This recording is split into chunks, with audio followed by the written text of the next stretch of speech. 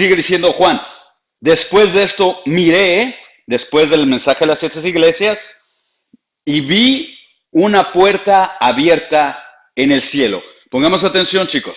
Esto no significa literalmente que el cielo tiene una puerta, pero sí significa de que a través de esta visión se nos da a entender por medio de una puerta abierta, se nos ayuda a entender, porque ninguno de nosotros estamos capacitados para entender las cosas celestiales, y lo digo con respeto.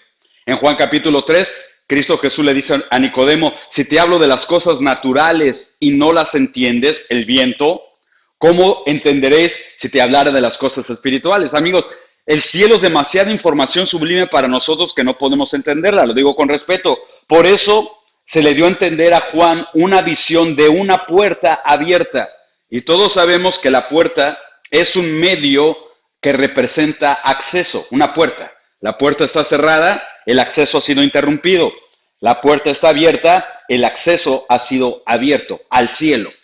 Así como a Jacob, recuerdan, se le dio una visión de una escalera, una escalinata. Lo mismo, ahora a Juan se le da una visión de que el cielo tiene una puerta, dándonos a entender, creo, el Espíritu Santo a través de Juan, de que pongamos atención.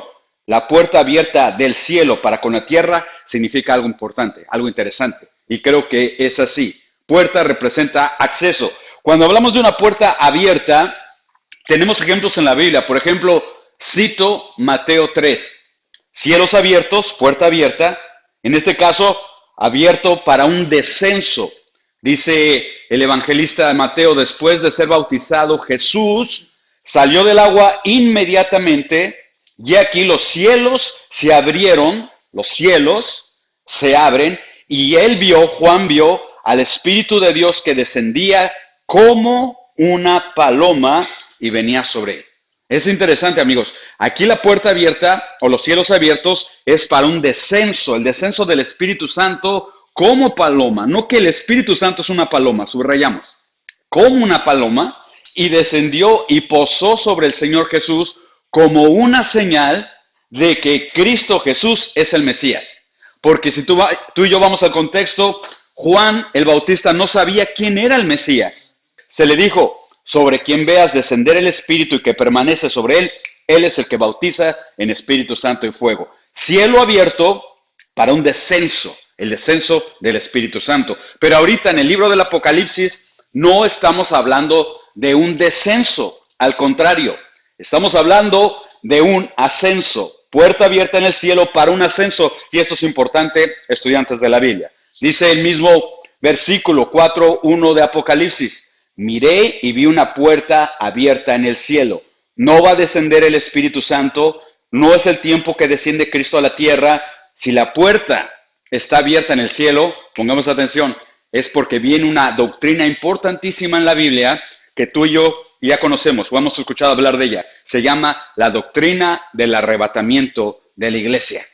Eso es una revelación dada en el Nuevo Testamento. De hecho, hay figuras de esta doctrina en el Antiguo Testamento. Recordarán que el patriarca llamado Enoc, séptimo desde Adán, séptima generación, no vio muerte. Dice, y Enoc caminó con Dios y fue arrebatado al cielo. Es un misterio. ¿Por qué? Vamos a tratar de verlo en esta doctrina. Después vino otro profeta llamado Elías. Elías desapareció, no vio muerte en esta tierra. Vinieron carros de fuego, y él se subió a sus carros de fuego y desapareció para entrar al cielo. Interesante. ¿Cuándo sabemos tú y yo que el cielo no puede entrar carne y sangre? Y estos dos desaparecieron en carne y sangre. Esto nos lleva a creer, y muchos teólogos nos dan la invitación a pensar, que si Elías y Enoc no experimentaron muerte, tienen que venir otra vez a la tierra para experimentar muerte y de esa manera tener un cuerpo glorificado en el cielo. Estoy diciendo que simplemente fueron levantados por Dios momentáneamente, para que es muy posible en el tiempo de la grande tribulación aparecen dos testigos de parte de Dios que van a estar testificando sobre la tierra. Es muy posible que sean Elías y Enoc los que vengan otra vez y den testimonio de Dios, experimenten muerte. ¡Wow! Si esto es así, esto es una cosa que solo Dios puede hacer. Quitarte de aquí de la tierra, levantarte y miles de años después regresar para dar testimonio de Dios. ¡Wow! Eso es increíble. Lo que me llama la atención no solamente es ese milagro, sino que la gente no va a creer. al testimonio de estos dos testigos, de estos dos predicadores. En fin, regreso aquí. Ahorita nos encargamos de ese tema. La puerta abierta aquí que está viendo Juan representa una puerta para ascender, para subir. Es una invitación. Amigos, Juan fue llamado para subir y desde allá arriba ver lo que va a suceder sobre la tierra. Y aunque la palabra arrebatamiento no aparece en todo el Apocalipsis, sí vemos la implicación, y para allá voy en el estudio. Vemos la implicación del rapto. El versículo completo dice, después de esto miré, vi una puerta abierta, ya especificamos, la puerta está abierta como señal de acceso directo en el cielo, y la primera voz que yo había oído, como sonido de trompeta, esto es una trompeta bíblica, no es una trompeta estilo mariachi, a veces no, es una trompeta estilo bíblica, aquí la vemos. Dice, esa voz era como sonido de trompeta que hablaba conmigo. Amigos, estoy presentando estos versículos como un estudio detallado de la palabra. No tenemos que ir rápido al estudiar la Biblia. Tenemos que leer y entender. Ya vimos una puerta abierta, qué significa, pero ahora subrayo lo que quiero hacer énfasis. La primera voz que yo había oído. Significa que Juan oyó varias voces, habló con ángeles en diferentes ocasiones, pero aquí nos deja saber, esta primera voz que yo oí es la que sonaba como voz de trompeta. Y cuando la Biblia nos dice, hey, ¿cuál es esa primera voz? Tenemos que preguntarnos, ¿de a quién pertenece esa primera voz? Y la mejor manera de estudiar con padres y amigos es agarrar la Biblia y cotejar la Biblia con la propia Biblia. Si tú y yo desde ahorita nos acostumbramos a, ok, aquí habla de una voz, voy a investigar en toda la Biblia de quién se trata esta voz, esa es la mejor manera de estudiar Biblia. De esa manera ninguna secta te va a engañar, ningún predicador te va a marear, me va a marear, porque yo y tú conocemos cómo conectar Biblia con la propia Biblia. Aquí me habla de la primera voz. ¿Cómo yo descubro quién es esa primera voz? Por el contexto de Apocalipsis. Regresemos al capítulo 1, el versículo 10 dice, yo estaba en el Espíritu. En el original dice, yo estaba en espíritu. ¿Qué es eso? Alguien preguntará. La gente pagana le llama en un trance, en un estado alterado de conciencia. Los paganos se dan con peyote, con drogas y con tanta cosa, meditación, hipnotismo, para entrar en este estado de inconsciencia o de conciencia alterada. Nosotros no necesitamos de eso. Cuando la Biblia dice yo estaba en el Espíritu, significa que Dios mismo puede venir, y en este caso a Juan y en otro caso a Pablo, él mismo hizo salir su espíritu de su cuerpo para darle revelaciones, para transportarlos a otro lugar. En este caso a Pablo lo llevó al tercer cielo, a Juan también lo llevó al cielo. Es el Señor, no nosotros. Nosotros no buscamos esa experiencia, nosotros no necesitamos tener esa experiencia. Si el Señor quiere que tú tengas esa experiencia o yo, Él la va a provocar a nosotros, pero nosotros no tenemos que andar drogándonos o cosas así para estar en ese estado. Él estaba en el espíritu, fuera del cuerpo, en el día del Señor. Algunos comentaristas creen que el día del Señor es el domingo. De hecho, Domini Day significa domingo, pero no. Ya lo vimos clases pasadas. Día del Señor significa el día en que el Señor va a juzgar a los vivos y a los muertos, el juicio de la grande tribulación. El día donde Jesús es juez, el día donde Él ajusta cuentas con el ser humano. No es un día de 24 horas, es un periodo de 7 años, literalmente, de acuerdo al Apocalipsis. Ok, en ese día oí detrás de mí una gran voz como de trompeta. ¿De quién es esa voz? No es de Miguel, no es de ningún ángel. Según la Biblia, esa voz como de trompeta. ¿Por qué de trompeta? Investiguemos por la Biblia. Porque la trompeta en el contexto bíblico es una voz de advertencia. ¿Me explico? Es cuando tú vas... Ustedes han ido al estadio de fútbol, o seguramente Arturo, Elías, Cali, ¿quién más? Futboleros de aquí, Polo, y han visto cuando están los aficionados con esas trompetas de plástico, y son de plástico, y se escuchan bastante. Esta voz de trompeta en el sentido bíblico es una voz de advertencia, es una voz de poner atención, de estar alerta, como sonar la alarma. Y ahorita vamos con la referencia bíblica para que nos confirme por qué Jesús tiene una voz de trompeta. Versículo 2, el capítulo 1, Añade información.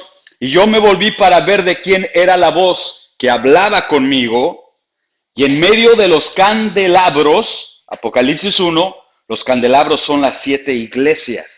Somos la iglesia de Jesús. Es el único organismo en todo el mundo que proporcionamos luz al mundo. Y yo digo, gloria a Dios. Los drogadictos, cualquier persona, tú y yo de hecho venimos a la iglesia porque somos luz, proporcionamos luz al mundo. Estados Unidos, creo, tiene luz, tiene una bendición tan tremenda en la historia de la humanidad porque hay cristianos como tú y como yo, que le damos sabor, sal a la tierra, luz al mundo. Pues esta dice, en medio de la iglesia, en medio de los candelabros, vi a uno semejante al Hijo del Hombre. Antiguo Testamento, específicamente en el libro de Daniel, se dice que el Hijo del Hombre es Cristo Jesús. ¿Por qué el término Hijo de Hombre? ¿Por qué a veces se le dice Hijo de Hombre y a veces se le dice Hijo de Dios? Bueno, buena pregunta, respuesta. Porque para los judíos, el término Hijo de significa igual que. No sé si me explico lo que estoy diciendo. Cuando decimos Hijo de Dios, estamos diciendo Cristo es Dios. Cuando decimos Hijo de Hombre, Cristo es hombre. Cristo es el único ser en toda la Biblia y en toda la existencia que es 100% Dios y a la misma vez 100% hombre. Alguien lo dirá, yo no lo entiendo, yo tampoco, pero es una verdad bíblica y así es. Él es Dios el Padre, nunca se ha encarnado. El Espíritu Santo nunca ha tomado forma de hombre, pero Cristo Jesús tomó forma de hombre. Y tú y yo como cristianos sabemos por qué. Para que en una forma de hombre como tú y como yo, condenar al pecado, condenar a la muerte. Él vino, vivió como hombre, pero sin pecado. Ok, Juan dice, yo vi uno semejante al Hijo del Hombre, vestido con una túnica que le llegaba hasta los pies y ceñido por el pecho con un cinto de oro. Tú y yo cuando leemos esto, pues no tiene sentido, primero, porque nosotros ya no vestimos así. Todos usamos pantalones. En tiempo de Juan, los hombres no usaban pantalones. Curiosamente, ¿no? Usaban batas. Las mujeres también usaban batas.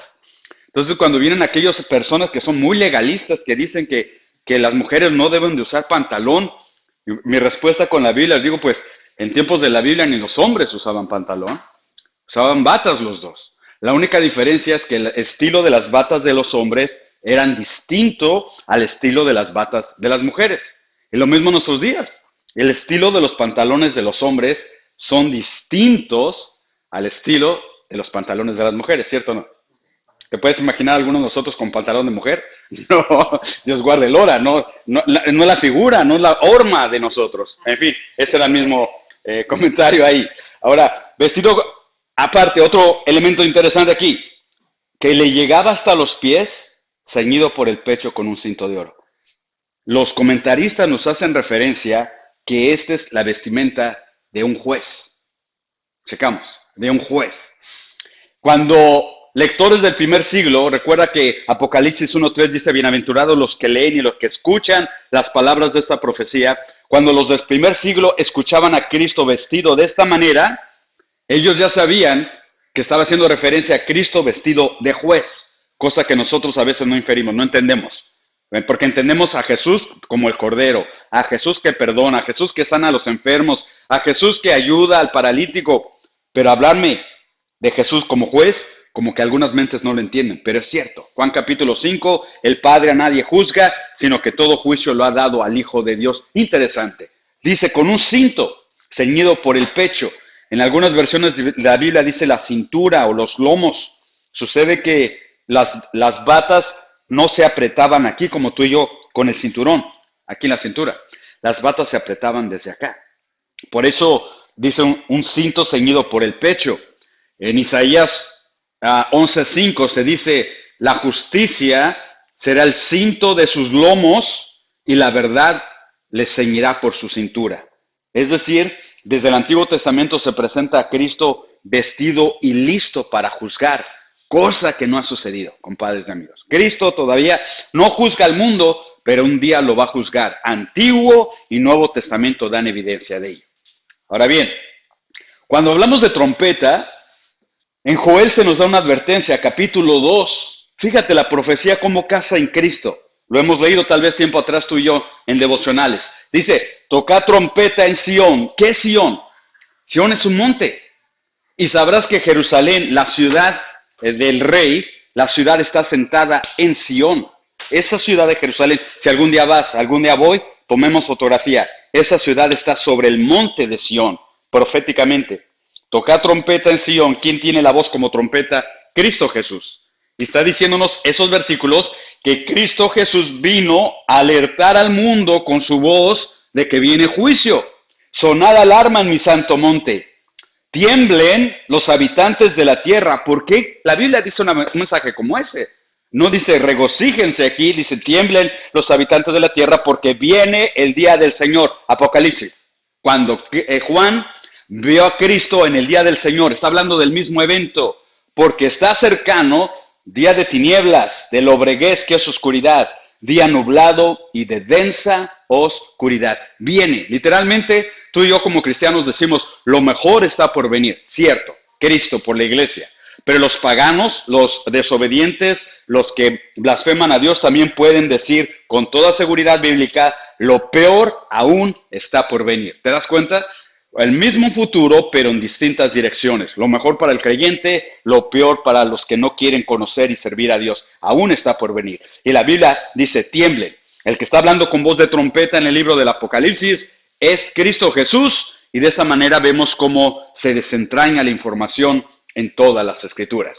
Bueno, recordarán también que en el libro de Marcos, capítulo 13, mira lo que dice ahí, hablando del día del Señor, que es la grande tribulación.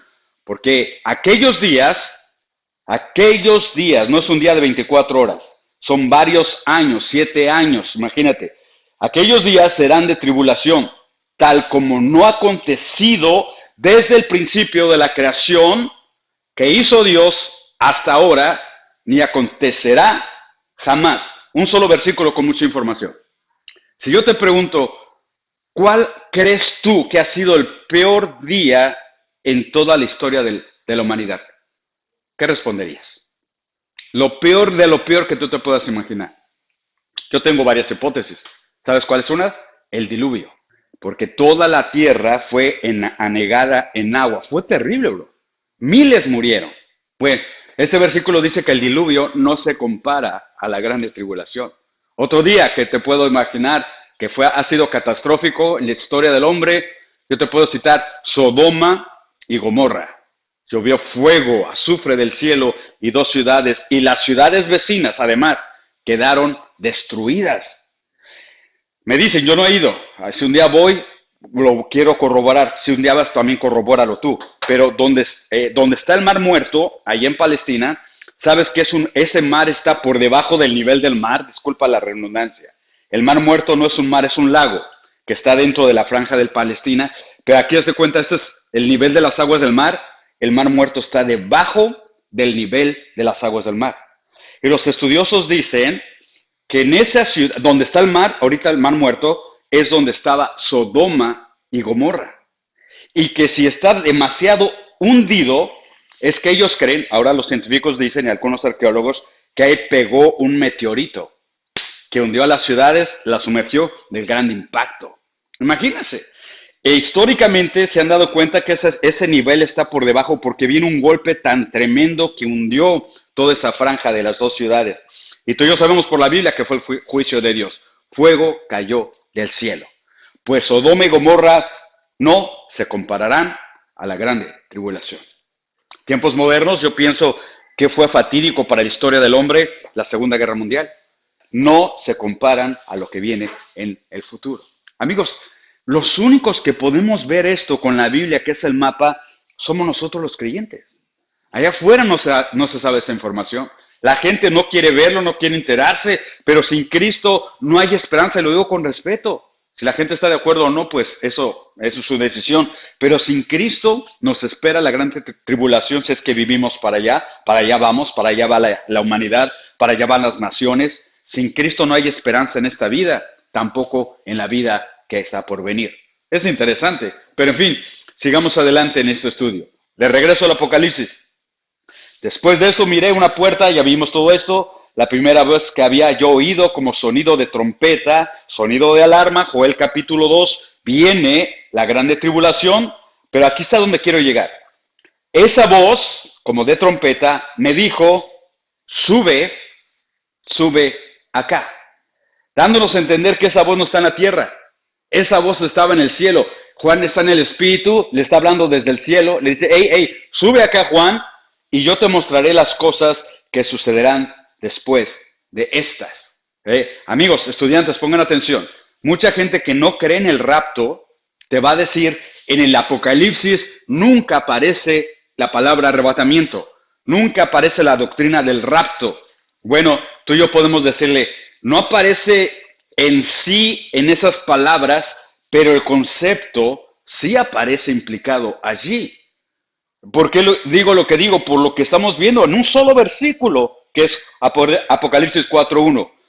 Cristo Jesús le dijo a Juan, sube acá, y mientras tú estás acá en el cielo conmigo, hago referencia a eso directamente, te mostraré lo que, aquí está Juan con Cristo en el cielo, mientras acá abajo está el mundo con el anticristo en la tierra. Esta es una implicación interesante. Cristo en el cielo con Juan, el mundo con el anticristo en la tierra. Y aquí abajo van a suceder la grande tribulación, y acá arriba va a suceder lo que un evento que tal vez has escuchado que se llama el Bimá de Cristo. ¿Qué es el Bimá de Cristo? Ok, explicamos. Mientras acá abajo está el anticristo y la grande tribulación, las trompetas, las copas de la ira, que para allá vamos a explicar eso, acá arriba el Bimá de Cristo significa el tribunal de Cristo, donde ustedes, yo y todos los creyentes personalmente vamos a comparecer delante de Cristo, y Cristo nos va a dar recompensas distintas a cada uno de sus servidores. ¿Vale la pena?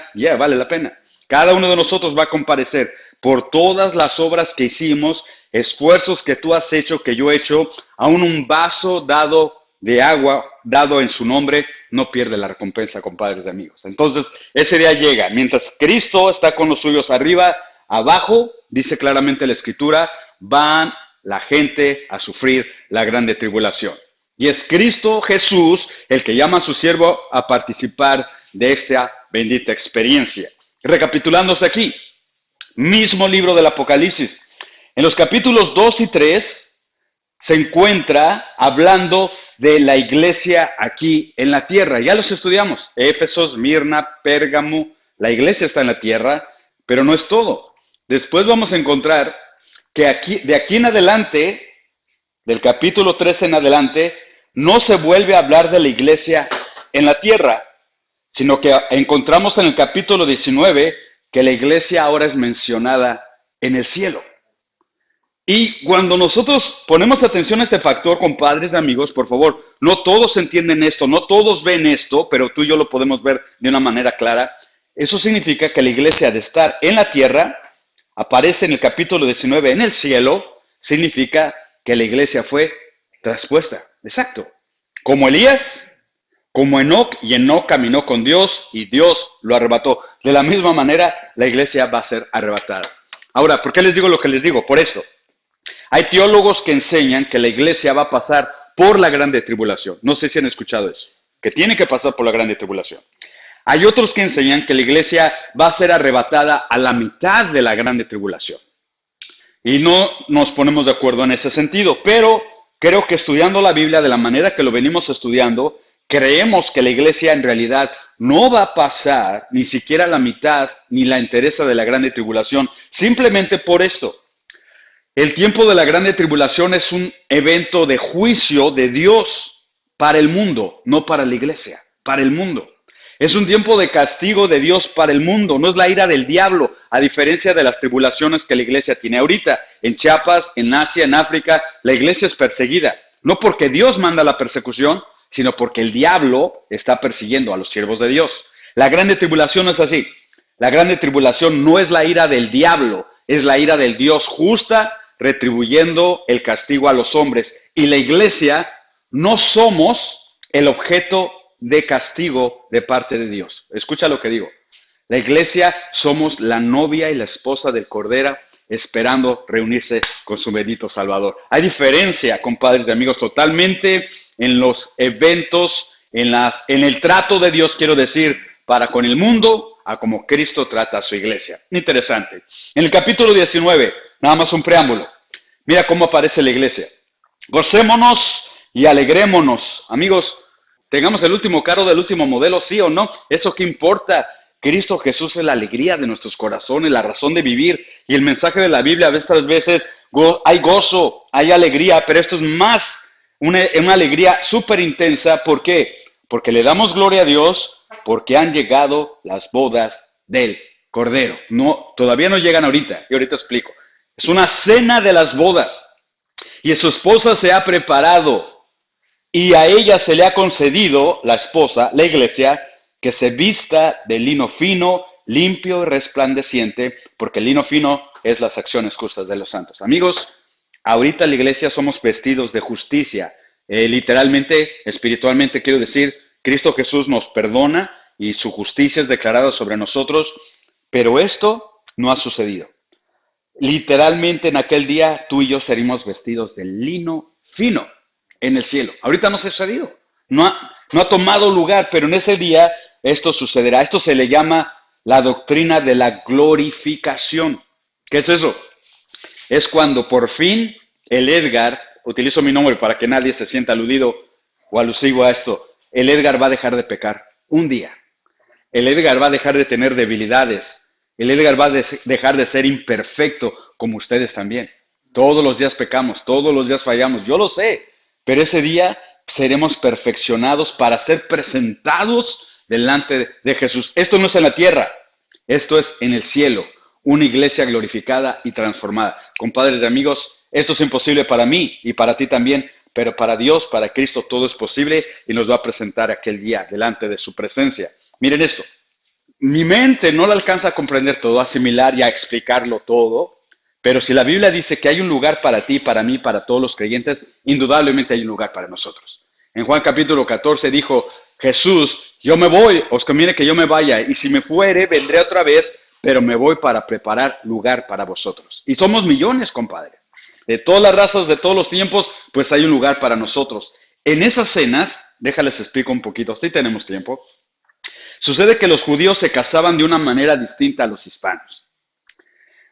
Los judíos utilizan un término que se llama desposorio. Nosotros los hispanos utilizamos un término que se llama noviazgo. ¿Es distinto? Es distinto. Los judíos, por ejemplo, venían los padres, y yo no sé si estás de acuerdo con eso, pero es la costumbre de ellos, los padres arreglaban la boda de sus hijos. Por ejemplo, vamos a decirlo, Jaime decía, me cae bien fulano de tal, para que sea mi consuegro, y ellos, como papás, hacían los arreglos, ellos simplemente estás en edad de estar, hacían los arreglos, se daban un anillo el uno al otro, a esto se le llama desposorio. No estaban viviendo juntos, todavía no estaban oficialmente casados, pero ya estaban desposados. Es decir, ya tenían el compromiso. Esto sucedió con José y María cuando nació el niño Jesús. ¿Te acordarás? Mateo dice que José estaba desposado con María, pero todavía no vivían juntos.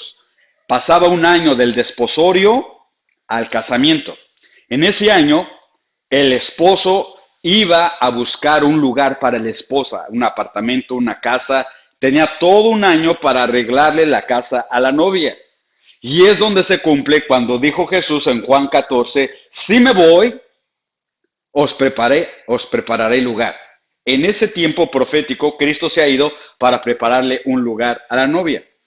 Después de un año, venía el esposo, y tú lo has visto en los evangelios, creo es Mateo capítulo 25, cuando viene el esposo con 10 vírgenes.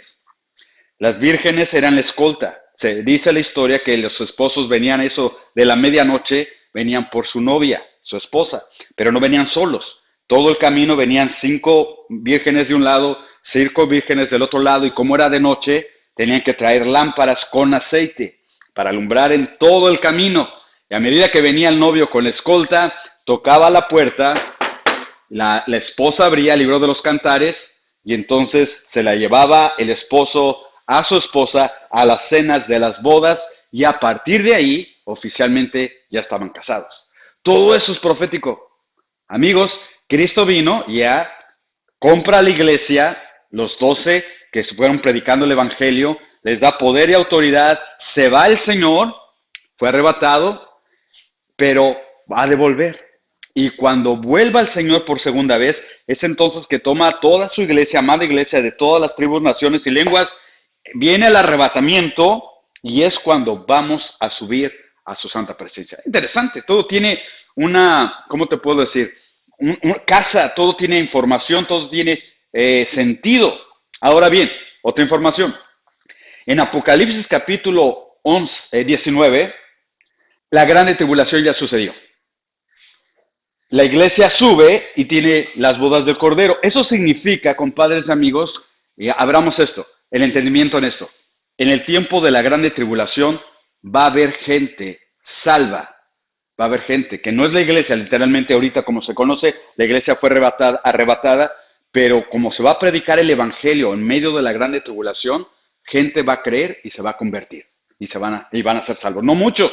A diferencia, sabemos por la Biblia que les va a costar su cabeza, van a ser perseguidos hasta la muerte, pero va a haber gente que salga de la grande tribulación y participe en las cenas de las bodas del Cordero. Uno y otro grupo, los santos del Antiguo Testamento, como Moisés, como Elías va a venir otra ocasión, Jeremías, Juan el Bautista, van a ser resucitados para tener participación también en las cenas de las bodas del Cordero. Y bueno, es un evento que ninguno de nosotros nos debemos perder.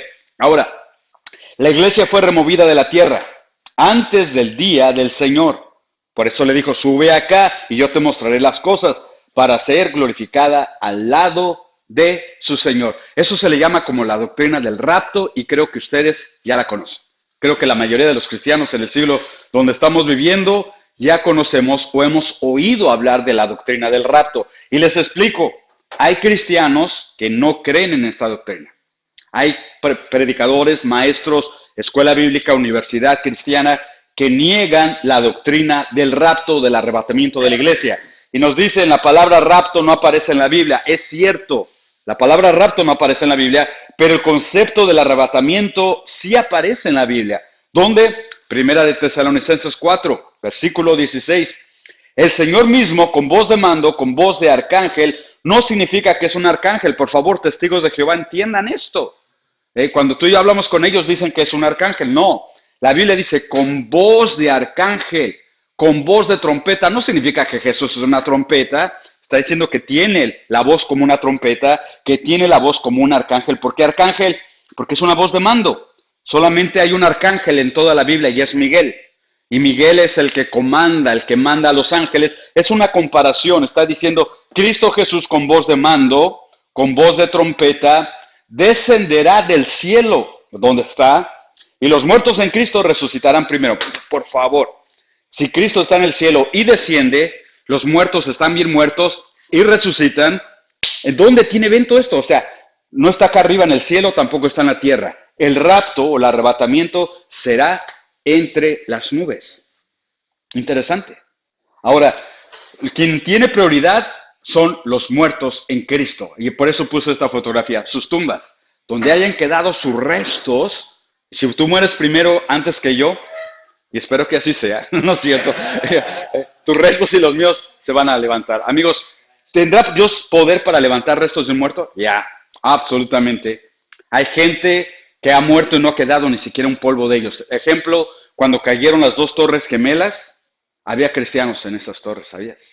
Y no han encontrado, sus familiares no han encontrado ni una uña, ni siquiera un cabello para cuál enterrar. Pero no problema para Dios, para nosotros sí, no problema. Dios es poderoso en el evento de su venida de levantar cadáveres.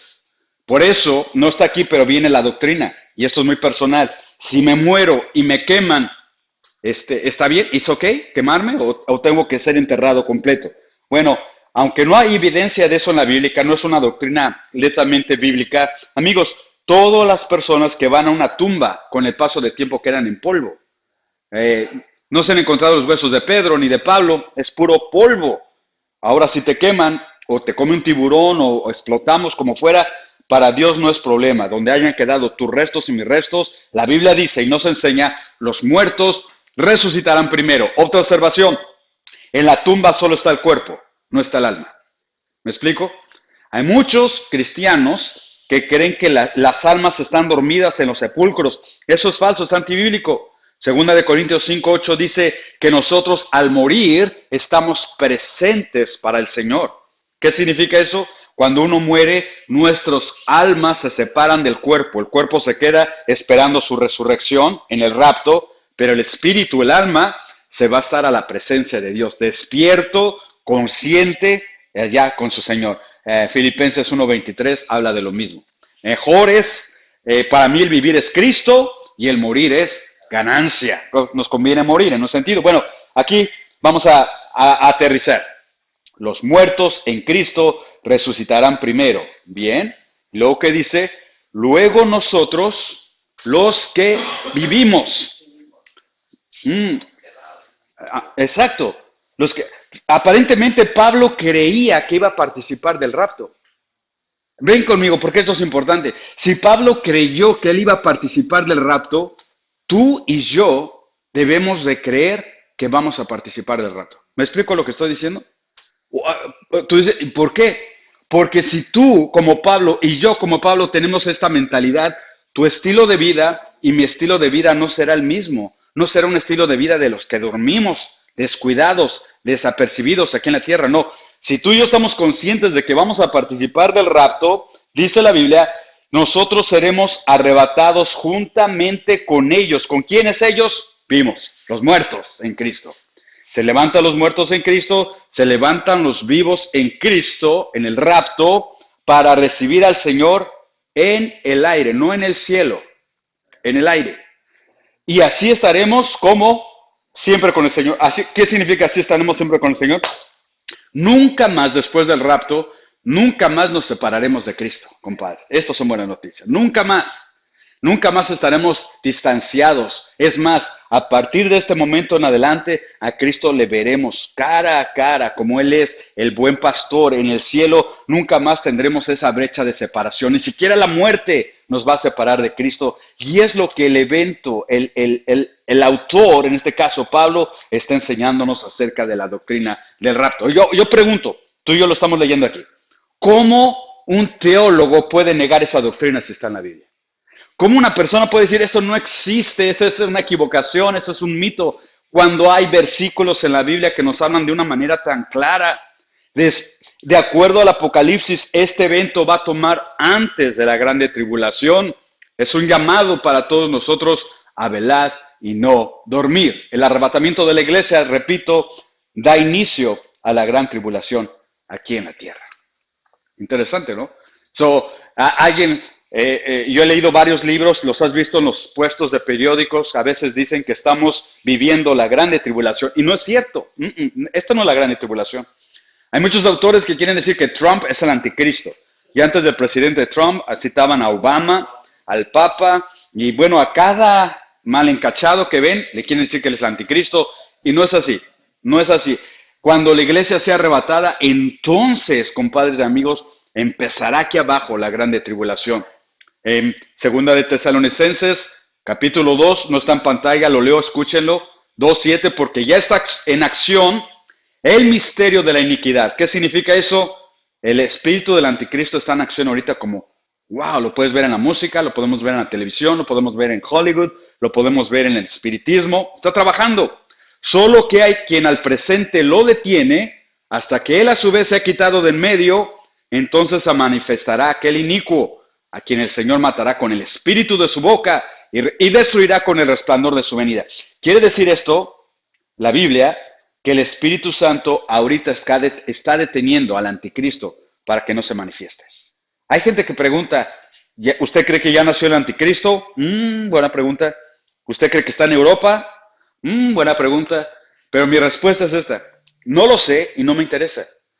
Lo digo con respeto porque nuestra atención no debe de estar fijada en el anticristo, nuestra atención debe de estar fijada siempre en Cristo Jesús. ¿Me explico? Él es el único que sabe si esto está sucediendo. Si ya nació, si ya está estudiando, si ya es un presidente, no lo sé. Puede que sí, puede que no, no lo puedo negar, pero no me interesa. Lo que me interesa es fijar nuestra atención en Cristo y que seamos arrebatados y todo está bajo el control de Dios. Para que tengamos idea de cómo será este evento, Jeremías 30 dice, cuán grande es aquel día. ¿Cuál día? El día del Señor. Tanto que no hay otro semejante a Él. Tiempo de angustia para Jacob, que es Israel, pero de ella será liberado. Tiempo de angustia.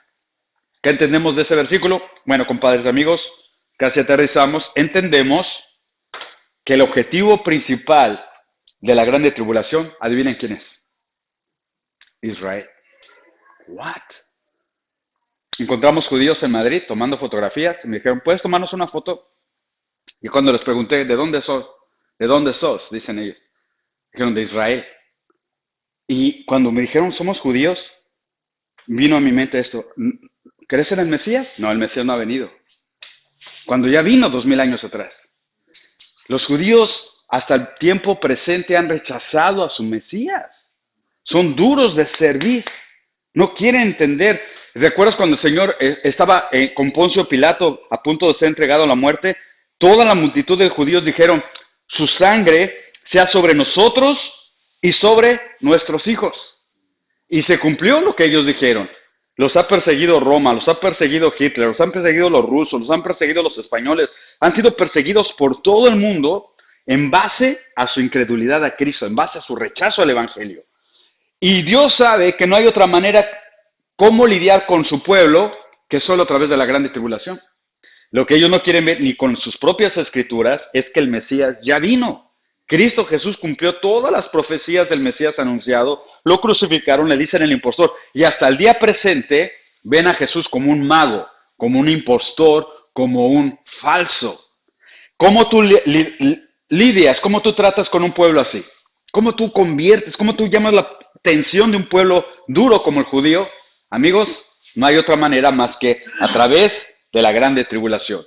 Y, mano dura. Y aquí dice tiempo de angustia para Jacob. Sabrás, por todo, lo vamos a ver en clases futuras, Dios nos ayude. El objetivo principal del anticristo, ¿sabes quién van a ser? Los judíos y los cristianos. Y no es de extrañarnos. Los judíos los va a querer eliminar y los cristianos, los que reciban el testimonio de Jesús a través de los 144,000 evangelistas claves que habla capítulos 7 y 14 del Apocalipsis, ellos van a ser el objetivo de destrucción del anticristo. Pero aquí hay esperanza. Tiempo de angustia para Jacob, pero de ella, de esa tribulación, será librado. No todos los judíos. Creo que es Zacarías que nos dice 1/3 de ellos, el remanente, va a ser salvo, va a escapar, pero muchos de ellos van a morir. Imagínate qué tremendo es el hombre, más que nada los judíos, ¿no? Pero, en fin, estas son buenas noticias. Apocalipsis 3:10, esto es para la iglesia. Mira, pon atención. Por cuanto has guardado la palabra de mi paciencia, perseverancia, los mandamientos, el evangelio, se requiere perseverar en la gracia. Eso se refiere.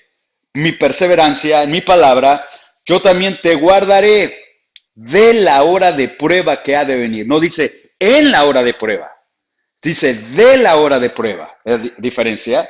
Que ha de venir sobre el mundo entero, no solamente sobre Israel, compadres. La Biblia anuncia y nos dice que el mundo entero entrará en esa prueba para probar o para afligir a los que moran sobre la tierra. Para dejar este texto, este versículo, la tribulación es para todos los que moran sobre la tierra, cierto, pero hay una promesa para esta iglesia. A ti yo también te guardaré de la hora que ha de venir sobre la tierra. Esto es para la iglesia, hermanos. Por eso entendemos que no tenemos que vivir en la grande tribulación, de acuerdo a estos versículos. Sube acá y yo te mostraré las cosas que sucederán después de estas. Creo que vale la pena ser fiel al Señor Jesucristo. Yo digo amén. O sea, si me explico, muchos o pocos, amén. Con la palabra de Dios tenemos seguridad de qué va a suceder. Tenemos el periódico, si lo puedo utilizar así, el periódico que nos anuncia de eventos que todavía no han sucedido, pero que lo anuncian con una certeza increíble, que es la palabra del Señor. Por eso debemos de reconocerla, estudiarla y memorizarla. Vamos a culminar cuando dice el 2, y al instante yo estaba en el Espíritu. Otra vez, palabra clave en el Espíritu. Esta revelación del Apocalipsis, Juan no la recibió en los 5 sentidos como estamos aquí. Tuvo que salir su espíritu de su cuerpo para subir a la presencia de Dios. Y esto no lo buscamos nosotros. Nunca busques que tu espíritu salga del cuerpo. Eso es ocultismo. Esto no lo provocó Juan. Cristo lo provocó en la vida de Juan como de Ezequiel y como de Pablo. Él es el que busca, Él es el que origina esa experiencia. Y aquí, cuando sale de su espíritu, de su cuerpo, mejor dicho, he aquí un trono establecido en el cielo y en el trono uno sentado. Estamos terminando por hoy porque ha sido mucha información, chicos, pero permíteme decirte esto. Esta es la confianza del creyente. En el cielo hay un trono y ese trono ya está ocupado por Dios. En tu vida, en mi vida, en la iglesia, en el mundo, hay un trono y ese trono está ocupado. Es decir, el universo no está solo a la deriva, no estamos aquí por accidente. Si me permites decirlo de esta manera, hay un piloto en el avión. Hay un rey en el universo y ese rey se llama Cristo Jesús. Aunque aquí literalmente el capítulo 4 está hablando de Dios el Padre. ¿Por qué? ¿Por qué lo digo así? Porque todo el contexto, en el capítulo 5, vamos a ver que aparece en la visión Cristo como un cordero. Pero aquí habla del Dios el Padre, sentado en el trono, y ese evento ha de ser muy, pero muy lindo. El Salmo 11.4 dice: el Señor está en su santo templo. ¿Dónde? ¿En Jerusalén? No. ¿En la villa? No. Ahí no se adora al Señor. En la villa se adora a una pintura que le dicen Lupita, pero ahí no se adora al Señor. Aquí la Biblia nos dice: el trono del Señor está en los cielos y sus ojos contemplan, sus párpados examinan a los hijos de todos los hombres. ¿Cómo será Dios? Mucha gente ha hecho esta pregunta. En el Apocalipsis nos da la descripción, versículo 3. Y el aspecto del que estaba sentado, el Padre, Dios el Padre, era semejante a piedra de jaspe. ¿Quién conoce el jaspe? Yo le levanto la mano. Venga. Y de cornalina. Y había alrededor del trono un arco iris semejante en aspecto a la esmeralda. ¿Quién conoce la esmeralda? ¡Wow! ¿Te das cuenta? Estos elementos que utilizó Juan para describir a Dios son inentendibles. Y de hecho, Juan no pudo ver a Dios el Padre, sino está descubriéndonos con la cornalina, el jaspe y la esmeralda la brillantez que salía del trono de Dios. Porque les digo algo, a Dios nadie le ha visto. Primera Timoteo capítulo 6:16. Al único que tiene inmortalidad, al que habita en luz inaccesible, jaspe, cornalina, como unos focos incandescentes, a quien ninguno de los hombres ha visto ni puede ver, al cual sea la honra, el imperio sempiterno. Cuando alguien te diga y me diga, es que yo vi a Dios, no puede ser literalmente eso real. A Jesús es diferente porque Jesús es hombre, tomó forma de hombre, pero a Dios el Padre nadie le puede ver. Juan no vio a Dios el Padre, Juan vio la gloria que sale de ese trono. Es indescriptible la esencia misma de Dios el Padre. Y bueno, la Escritura dice en Deuteronomio 4:12, habló el Señor con vosotros en medio del fuego, oíste la voz de sus palabras, mas a excepción de oír la voz, ninguna figura visteis. Es imposible describir a Dios, compadres y amigos. Y lo digo desde el Antiguo al Nuevo Testamento. En Juan capítulo 4 dice, Dios es espíritu y los que le adoran es necesario que le adoremos en espíritu y en verdad. Y vamos a cerrar hasta aquí porque creo que ha sido mucha información, muchos versículos de la Biblia, pero me despido con estas palabras. Aunque Juan vio la grandeza de la gloria de Dios, tú y yo a través de las Escrituras podemos ver los atributos del carácter de Dios. Es decir, culmino con esto, mira, yo no necesito ver a Dios físicamente para darme cuenta que Él existe, para darme cuenta que Él es compasivo, amoroso y perdonador. Lo veo en las Escrituras. Para darme cuenta que Él es el Padre Celestial, lo veo en las Escrituras. Para darme cuenta de que aunque no lo veo, nos ha dado de su Espíritu que nos aproxima a Él. Y dice Pablo, ese Espíritu Santo nos lleva y nos mueve a la adoración para clamar y decirle, Abba Padre, te adoro, Padre Celestial. ¿Me explico? Es interesante. Aunque no avanzamos mucho, son 3 versículos del capítulo 4, los llevé por un estudio inductivo de la Biblia. Si tú haces eso en tu tiempo personal, no lo leas rápido. Vete de un lado al otro, conecta los dots, los diferentes puntos, y vamos a terminar con una mejor información en la Biblia, que creo que es lo que se trata. De esa manera, no va a haber secta que nos pueda engañar, no va a haber nadie que pueda darnos una mentira en lugar de la verdad. Su palabra es la verdad. Yo digo amén. Sigue diciendo Juan,